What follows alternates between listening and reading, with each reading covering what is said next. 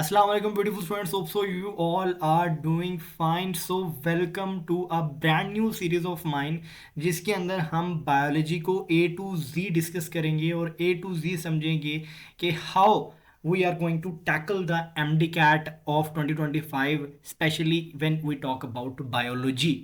तो भाग के आ जाओ इस सीरीज़ के अंदर।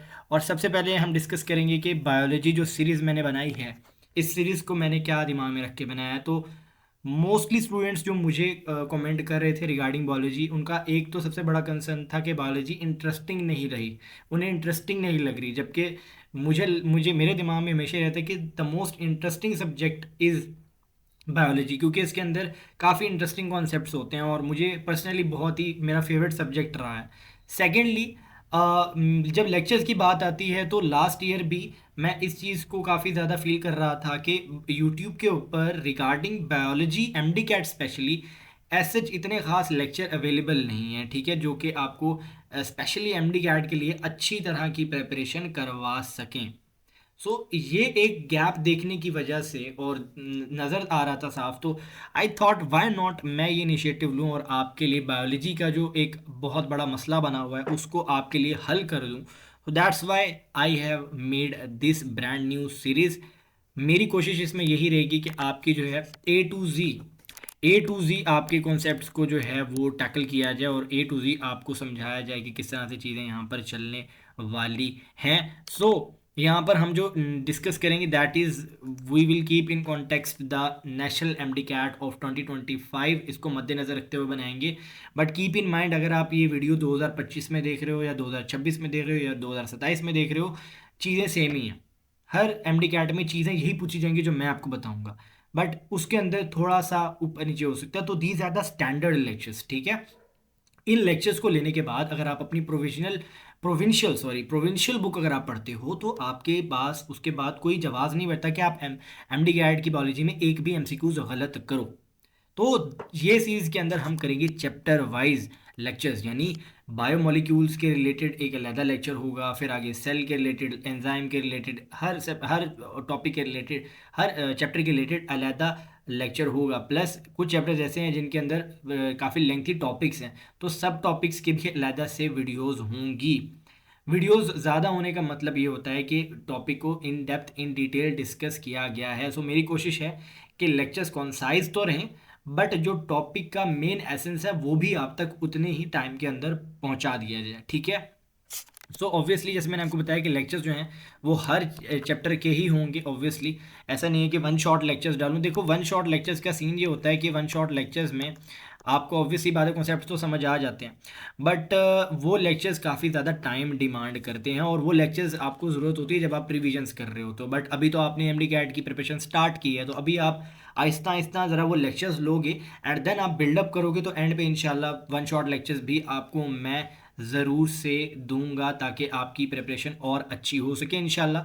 इस पूरी जर्नी के अंदर मैं आपको आपके साथ ही रहूँगा। ओके, अब कुछ थोड़े से प्रोटोकॉल्स की बात कर लेते हैं। आप ऑब्वियसली बात है इंटरेस्टेड हो तो ही आप मेरी वीडियो देख रहे हो, तो मेरे लेक्चर्स की कुछ प्रोटोकॉल्स आपको समझ लेने हैं। सबसे पहला है लिसन केयरफुली। आपको मेरी बात बहुत गौर से सुननी होगी। Whatever I am trying to share there is a reason why I am saying that, ठीक है। तो आपको मेरे हर बात को गौर से सुनना है, बी रियली रियली फोकस्ड, ठीक है। बहुत ध्यान से लेक्चर्स को लेना है क्योंकि कॉन्सेप्ट्स जो हैं वो बेसिक्स हैं और बेसिक कॉन्सेप्ट को अगर आप ग्रिप कर लोगे तो आपके लिए बायोलॉजी जो है वो हलवा बन जाएगी, ठीक है। The other thing is don't write during my lectures, ठीक है। जब आप लेक्चर ले रहे होगे मेरा, ठीक है, तो आपने कोशिश करनी है कि आपने उनको नोट नहीं करना, ठीक है। नोट करना है बट जब मैं बता रहा हूँ बात, एक चीज़ मैंने एक स्लाइड कंप्लीट कर ली है उसको समझ के फिर आपने लिखना है, ठीक है। इस तरह अगली स्लाइड मैंने समझा दी फिर उसको लिखना है, उससे रिलेटेड कॉन्सेप्ट उसके बाद आपने लिखना है, ठीक है। ऐसा नहीं होना चाहिए कि मैं अगर एक कॉन्सेप्ट अभी मैंने पूरा भी नहीं समझा और आप उसको सारा नोट करके बैठ गए हो और पता चले कि at the end of the day lecture से आपको कुछ आपने गेन ही नहीं किया, ठीक है। Don't write during lectures. आप जब टॉपिक कंप्लीट हो जाए तो उसके बाद आप उसको बिल्कुल लिख लीजिए। The other thing I really appreciate is that कि आप मेरा लेक्चर लेने से पहले जो भी टॉपिक आप मेरे लेक्चर के लिए मेरा लेक्चर जिसके लिए देखना चाह रहे हो उस टॉपिक को एक बार खुद से रीड दे दो अपनी प्रोविंशियल बुक से।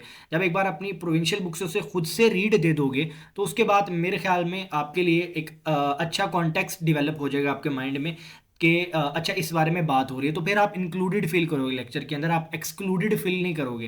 क्योंकि मैं भी ये कई बार फील करता था, अगर मुझे कोई टॉपिक मैंने मतलब पहले कभी पढ़ा नहीं होता था, तो जब टीचर्स उसको एक्सप्लेन करते थे तो मुझे ऐसा लगता था कि सर क्या बात कर रहे हैं यार, ये तो मुझे समझ ही नहीं आ रही है, तो पता नहीं कौन सी खलाई बातें कर रहे हैं। बट बाद में रियलाइज़ हुआ कि यार अगर मैं उस टॉपिक को पढ़ के पहले जाऊँ तो मैं वहाँ पर कुछ ना कुछ एक्सप्लेन भी कर सकता हूँ, कुछ ना कुछ बात बन सकती है, कुछ मैं वहाँ पे इनपुट दे सकता हूँ।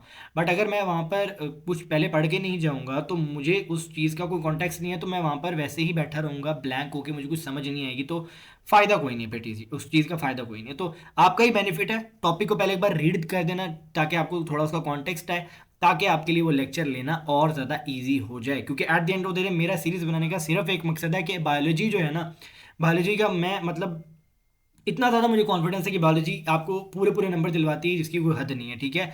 और बायोलॉजी को टैकल करना सबसे ईजी है आउट ऑफ द 5 सब्जेक्ट्स जो कि आपके अब एमडी कैट के अंदर होते हैं। Biology is the easiest one, biology सबसे ईजी है इसके अंदर। और इसमें सिर्फ बच्चे डरते हैं कि लेंथी है, तो वो लेंथी जो चीज़ है उसको भी, उस मिथ को भी इंशाल्लाह इन लेक्चर्स के अंदर मैं ख़त्म कर दूंगा। So best of luck for you, for your series, जो आप ये सीरीज़ देखोगे और इससे फ़ायदा उठाओगे इंशाल्लाह। मैंने अपनी तरफ से पूरी कोशिश की है, इंशाल्लाह आगे भी इसी तरह कोशिश करता रहूँगा कि आपके लिए अच्छा कंटेंट बनाऊँ।